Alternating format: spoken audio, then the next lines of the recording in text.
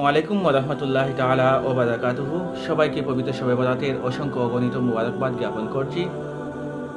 শবে বরাত সব মানে হচ্ছে রাত্রি এবং বারাত মানে হচ্ছে মুক্তি, অর্থাৎ মুক্তির রজনী। অত্যন্ত গুরুত্বপূর্ণ, অত্যন্ত তাৎপর্যপূর্ণ এই রজনী। এই রাত্রিতে মহান আল্লাহ পাক রব্বুল আলামিন অসংখ্য অগণিত বান্দাদের দোয়া আল্লাহ পাক রব্বুল আলামিন কবুল করে থাকেন। মানুষের রিজেকের ফয়সালা হয়ে থাকে, মানুষের ফিউচারের ফয়সালা হয়ে থাকে। আল্লাহ পাক রব্বুল আলামিন এই রজনীর অত্যন্ত গুরুত্বপূর্ণ এবং অত্যন্ত মাহাত্ম্য দিয়ে আমাদেরকে উপহার দিয়েছেন।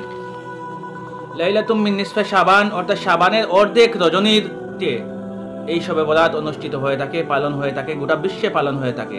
এই রাত্রিতে অন্যান্য দিনের তুলনায় বেশি করে নফল ইবাদত করা হয়, অন্যান্য দিনের তুলনায় বেশি করে নামাজ পড়া হয়, যার জন্য আমাদের গ্রাম্য ভাষায় গ্রামীণ যারা মানুষ আছেন বা পুরানা যারা মানুষ আছেন নামাজের রাত বলে থাকেন, তা কিন্তু কোনো ভুল নয়, এটাও কিন্তু বাস্তব।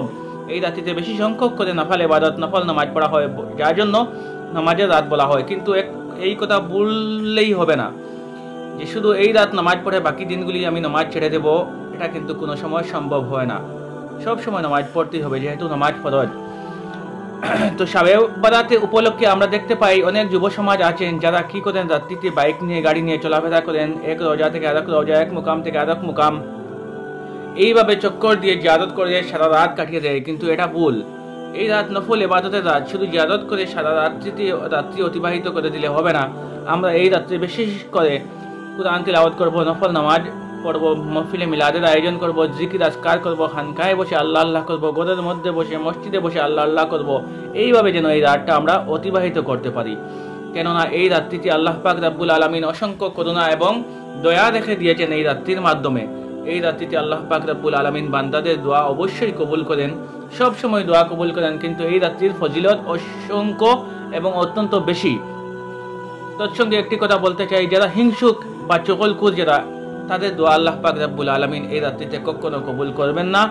অনেক প্রকার মানুষ আছেন যাদের দোয়া এই রাত আল্লাহ কবুল করবেন না, কিন্তু যারা খাস তাওবা করে অতীতের পাপ থেকে বিরত থাকার উদ্দেশ্যে তাওবা যখন করে আল্লাহ পাক রব্বুল আলামিনের কাছে দোয়া করে এই রাত্রিতে ইবাদত করবে, ইনশাআল্লাহ আল্লাহ পাক রব্বুল আলামিন অবশ্যই দোয়া কবুল করবেন বলে আমাদের বিশ্বাস।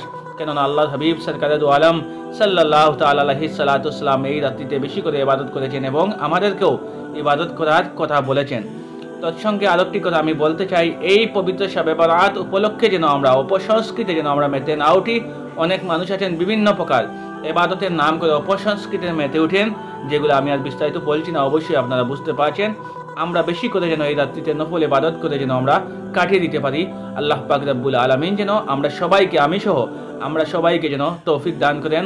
লাইলাতুম মিন নিসফে শাবানের ওসিলায়, পবিত্র শবে বরাতের ওসিলায় আল্লাহ পাক রব্বুল আলামিন যেন আমাদেরকে মুত্তাকি, পরহেজগার এবং নেক আমল করার যেন তৌফিক দান করেন। আসসালামু আলাইকুম ওয়া রাহমাতুল্লাহি ওয়া বারাকাতুহু।